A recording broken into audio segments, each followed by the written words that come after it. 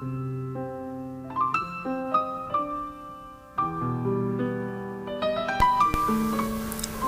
a child, I lived in a small town right outside of New Orleans.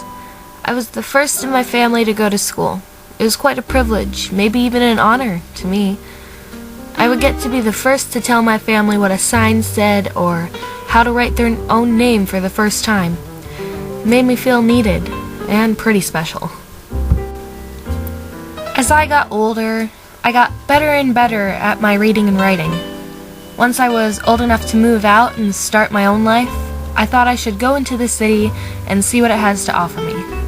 Since everything seemed to be changing, I figured I might even be able to get myself a job.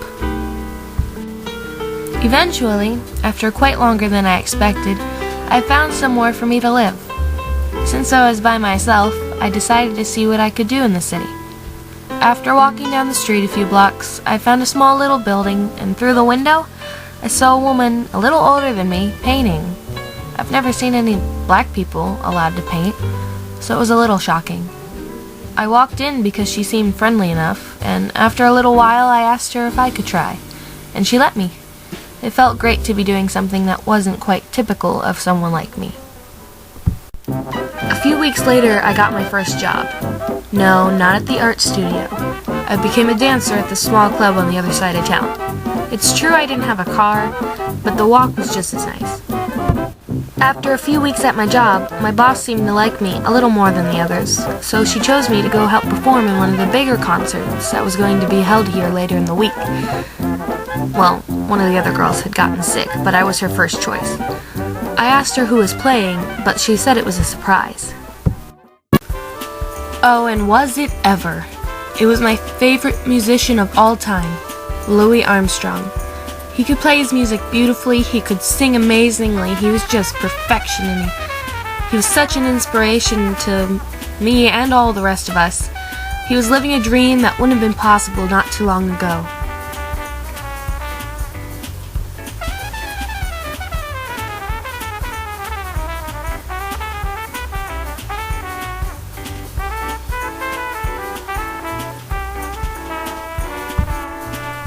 The best part was, I wasn't the only one enjoying this performance. Other people you wouldn't think to see at his concert, were there too. Just as stunned by his amazing skills and abilities to play like no other as I was. It's true, the music was one of my favorite parts of life in the city, but I also enjoyed staying at home and reading a bit of poetry. Langston Hughes wrote so many wonderful pieces that brought so many emotions to your mind that you couldn't remember what you were doing before you started, and one of my favorite little poems he wrote is Dreams. It goes, "Hold fast to dreams, for if dreams die, life is a broken-winged bird that cannot fly. Hold fast to dreams, for when dreams go, life is a barren field frozen with snow." I love it because that's exactly what I did. After getting an education with all this help from my amazing family, I moved to the city, I got a job, I learned to paint, I did things I thought I would never be allowed to do just because of what I am.